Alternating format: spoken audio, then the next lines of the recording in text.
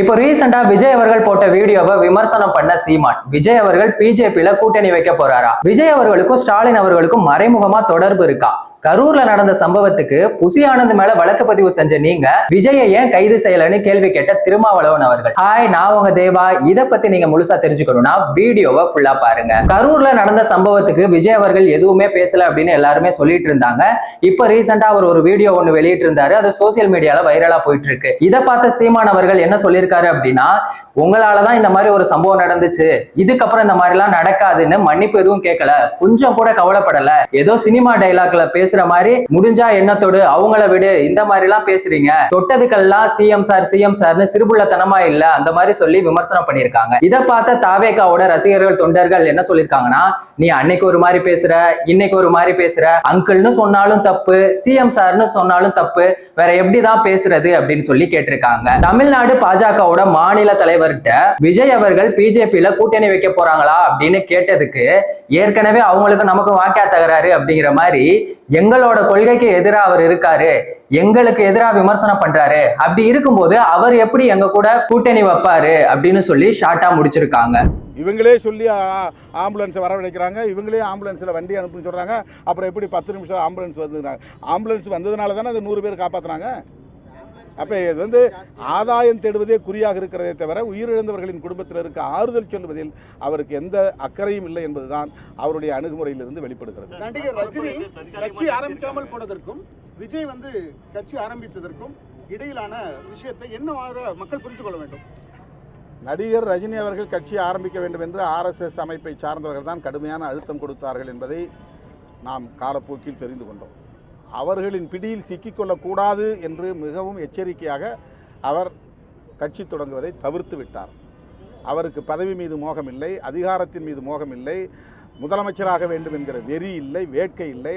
அதனால் அவர் அமைதியாக ஒதுங்கிட்டார். இவருக்கு வந்ததிலிருந்து அதிகாரத்தின் மீது தான் மோகம், ஆட்சியின் மீது தான் மோகம், அடுத்த முதலமைச்சராக நாற்காலில் உட்கார வேண்டுங்கிறதா மோகம். அதுக்காக குறிவைத்து திமுகவை கடுமையாக சாடுறார். வேறு எந்த ஐடியாலஜிக்கலாக அவருடைய பேச்சு எங்கேயுமே அமையல. கருத்தியல் சார்ந்து அவர் எதையுமே பேசலை. அவர் என்ன செய்ய போகிறார் தமிழ்நாட்டுக்குன்னு அவர் எதுவுமே பேசலை. திமுக வெறுப்பு, திமுக வெறுப்பு, திமுக வெறுப்பு, இப்படி பல பேரை தமிழ்நாட்டில் இறக்கி விட்டுருது RSS.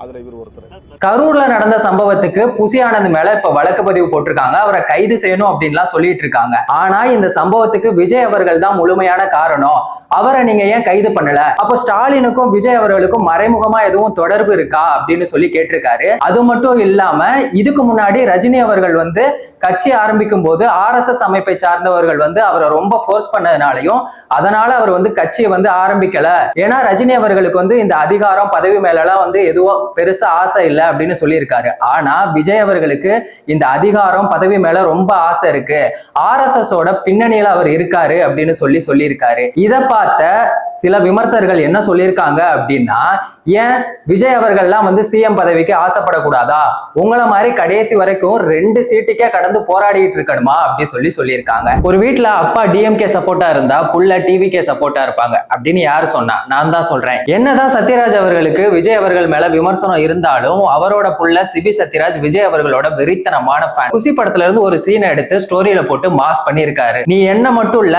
என் இமேஜ கூட உன்னால ஒண்ணும் பண்ண முடியாது அப்படின்னு. இதை பார்த்துட்டு கட்டப்பாவுக்கும் அவர் பொண்ணுக்கும் எதிரி வெளியிலலாம் இல்ல, வீட்டுக்குள்ளதான் இருக்கு அப்படின்னு சொல்லி விமர்சனம் பண்ணிட்டு இருக்காங்க. இது ஒரு பக்கம் இருக்க, டைரக்டர் அமீர் அவர்கள் வாட்ஸ்அப்ல ஒரு ஸ்டேட்டஸ் ஒண்ணு வச்சிருக்காங்க. என்ன அப்படின்னா, நடிகர்கள் உங்களுக்கு நலத்திட்டங்கள் ஏதாவது செஞ்சாங்கன்னா அதை நீங்க வாங்கிக்கோங்க, அதுக்காக நாட்டை தூக்கி அவங்க கையில கொடுக்கணும் அப்படின்லாம் இல்ல அப்படி சொல்லியிருக்காரு. இதை பார்த்த சில விமர்சகர்கள் என்ன சொல்லியிருக்காங்க அப்படின்னா, வட சென்னையில உன்னை சுட்டதுல தப்பே இல்லை அப்படி சொல்லியிருக்காங்க.